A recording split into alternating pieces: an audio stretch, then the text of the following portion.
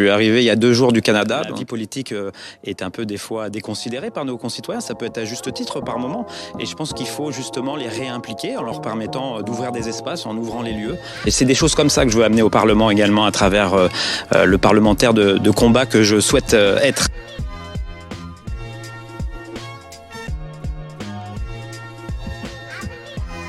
Vous ne souhaitez pas que soient évoquées les violences symboliques, verbales, voire physiques, que constituent le sexisme, la misogynie, l'homophobie, le racisme, l'antisémitisme et la haine des musulmanes et musulmans de France. Ce qu'on peut constater, c'est que ce texte, il est clairement pas à la hauteur de la situation économique et sociale de notre pays. Pourquoi n'est-il pas à la hauteur? Parce que ça a été très bien dit par mes collègues précédents.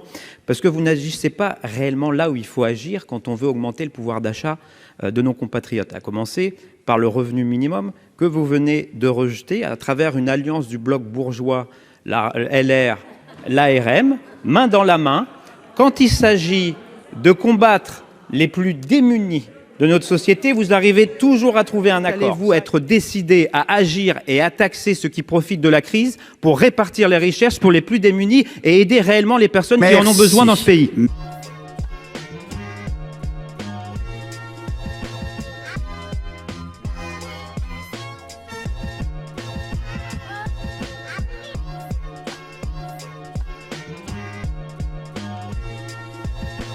Moi, ma question, elle est très simple sur ce sujet-là. Est-ce une philosophie à laquelle vous adhérez de fliquer les chercheuses et les chercheurs?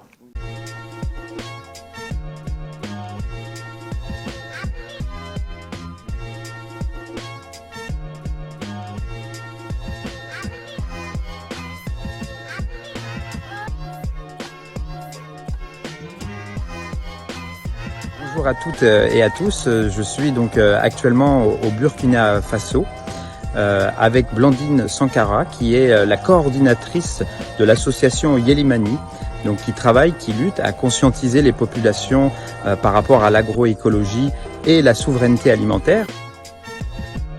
Ça doit nous interpeller en tant que législateurs, parce que c'est nos sociétés démocratiques également qui peuvent être en jeu si des dérives naissent à travers ces algorithmes, et nous devons être particulièrement vigilants et dévancer plutôt que subir d'éventuelles problématiques.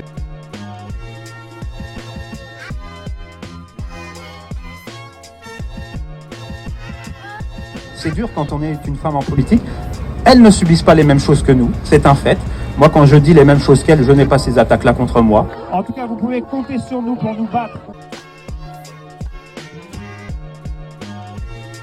Il serait peut-être temps d'agir et d'envoyer un message de justice sociale, parce que l'injustice que vous créez, c'est le terreau des révoltes de demain. Si vous ne voulez pas avoir à nouveau des révoltes, des manifestations de masse, agissez tout de suite, allez dans le sens de la justice sociale, agissez, envoyez des signaux positifs que dans ce pays, oui, la répartition des richesses, c'est possible. Faites-le, ayez ce courage.